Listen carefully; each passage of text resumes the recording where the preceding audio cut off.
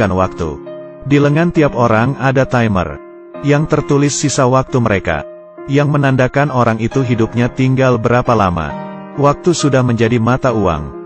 Saat makan harus bayar menggunakan waktu. Orang kaya yang mempunyai waktu yang banyak mendapatkan keabadian, sedangkan orang miskin berada dalam keadaan genting. Saat bangun, Will hidupnya tidak sampai 24 jam lagi. Ini kelihatannya wanita yang sebaya dengannya. Ternyata adalah mamanya, karena umur wajar manusia itu memang hanya 25 tahun. Jadi muka semua orang akan berhenti di umur 25 tahun. Ibu anak ini hari ini akan berbagi tugas untuk kerja, mempertahankan hidup masing-masing. Sebelum pergi ibunya memberikan Will 30 menit untuk membeli sarapan. Di waktu yang sama juga mengingatkannya besok malam harus datang ke stasiun. Berikan diri sendiri sedikit waktu, karena besok setelah membayar tanggungan rumah, waktu hidupnya hanya tersisa 1,5 jam. Sampai di pabrik, Will menyadari bahwa harga kopi yang kemarin 3 menit, sekarang sudah naik menjadi 4 menit. Dan di lantai, ada lagi mayat yang sudah mati. Will bertanggung jawab untuk memproduksi kotak besi untuk menyimpan waktu. Batasan waktu. Setelah pekerjaan hari itu selesai, Will seperti biasa, mengambil gajinya yang dalam bentuk waktu. Tetapi waktu yang dibagikan hari ini, tidak sampai 24 jam. Kasirnya berkata, hari ini tugas sudah dinaikkan. Will tidak mencapai target. Will yang frustasi datang ke bar. Temannya si Borel berkata, bar ini kedatangan seorang orang kaya. Di pergelangan tangannya tertulis 100 tahun lebih. Will menyampirinya dan dengan baik hati mengingatkan bahwa si Henry bisa menjadi sasaran. Suara itu baru saja terdengar. Beberapa perampok waktu masuk. Semuanya langsung kabur. Will pun membawa Henry kabur. Keduanya berlari ke sebuah bangunan yang ditelantarkan. Orang kaya berkata bahwa dia benar-benar datang ke daerah miskin untuk mencari mati, karena dia sudah hidup selama 105 tahun. Will melihat lengan dirinya tersisa 18 jam. Belum juga marah, orang kaya ini berkata, kebenaran yang menyeramkan, bila tidak menaikkan harga barang, memastikan kematian, semua orang akan hidup selamanya. Bila semuanya tidak mati, kenapa semua orang ingin tinggal di sana? Keesokan paginya, Will yang terbiasa dengan melihat lengannya, tiba-tiba mempunyai waktu 116 tahun. Dan di jendela ada sebuah pesan yang ditinggal. Jangan menyia-nyiakan waktuku. Ternyata orang kaya itu diam-diam memberikan waktunya kepada Will, dan hanya menyisakan 5 menit untuk dirinya sendiri. Dia duduk di jembatan, hingga waktunya habis, dan jatuh ke bawah. Will yang mendapat sejumlah waktu yang sangat besar. Yang pertama kali dilakukan adalah menemui temannya si Borel, lalu memberikannya waktu 10 tahun. Setelah itu membeli sekuntum bunga dan ke stasiun untuk menjemput ibunya. Tetapi ibunya tidak muncul tepat waktu. Dia yang merasa kejanggalan, langsung dengan cepat berlari ke arah mobil itu datang. Ternyata harga transportasi itu naik menjadi 2 jam. Dan mamanya hanya tersisa 1,5 jam. Jadinya hanya bisa berlari pulang ke rumah. Tidak lama kemudian, ibu anak itu bertemu di tengah jalan yang panjang.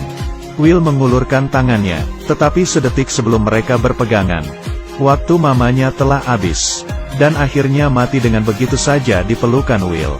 Will yang terluka pun bersumpah, harus membuat orang kaya yang buat peraturan waktu itu membayar semuanya.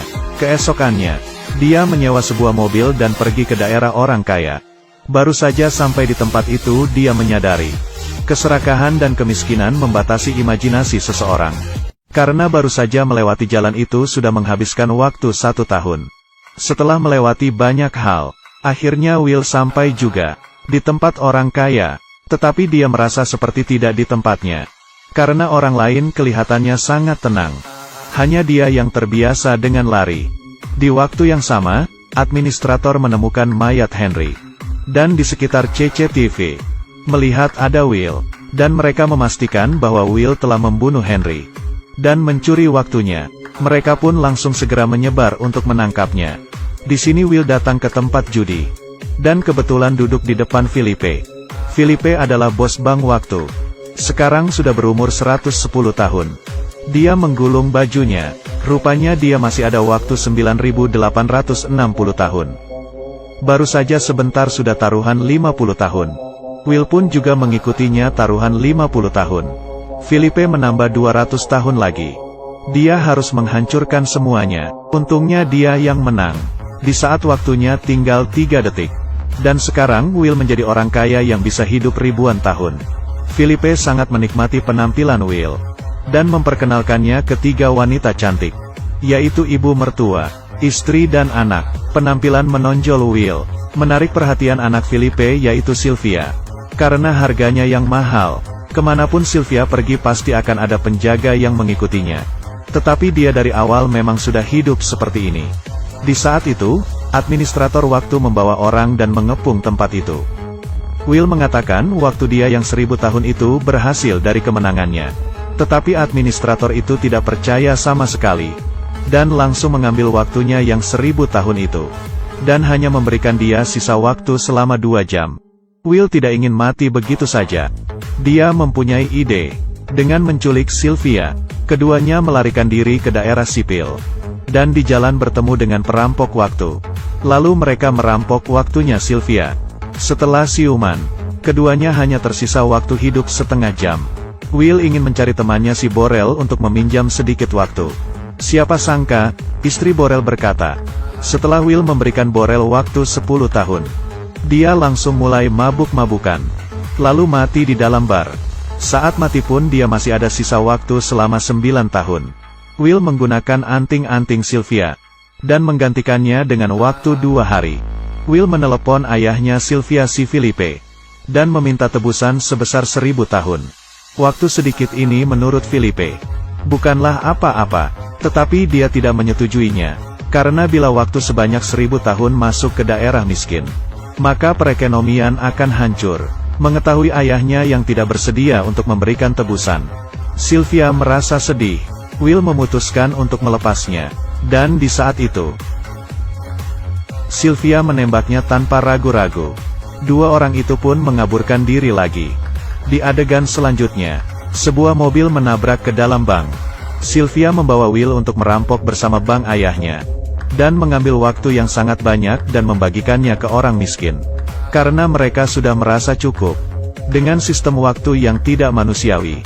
Siapa sangka perampok waktu belum juga mengubah hidup orang miskin. Mereka sudah disakiti. Waktu yang dalam jumlah besar memasuki wilayah orang miskin. Bank pun dengan cepat menaikkan kurs dan harga barang di wilayah itu.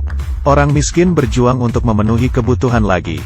Will akhirnya mengerti. Waktu yang mereka rampok itu tidak bisa mengubah sistem waktu.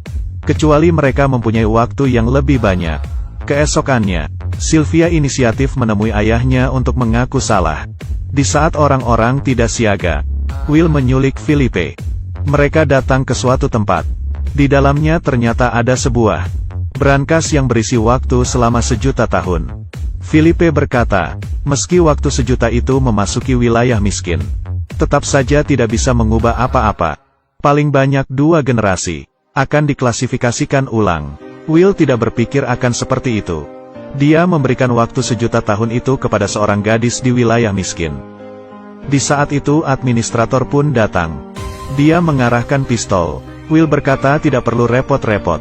Karena dirinya dan Sylvia hanya tersisa waktu hidup 1,5 menit. Setelah mendengarnya, administrator itu menundukkan kepalanya sesaat. Waktunya sendiri juga tinggal 5 detik. Ternyata dia sibuk mengejar Will, hingga lupa mengambil waktunya hari ini. Saat itu pun Will menyadari, di mobilnya administrator pasti masih ada waktu. Setelah berlari, mereka untungnya sempat mengisi kembali waktunya sebelum detik terakhir. Dan dia memeluk Sylvia untuk terakhir kalinya. Selanjutnya, banyak orang miskin melewati perbatasan dan masuk ke wilayah orang kaya. Sedangkan Sylvia dan Will membawa pistol dan memasuki bank yang lebih besar. Film selesai.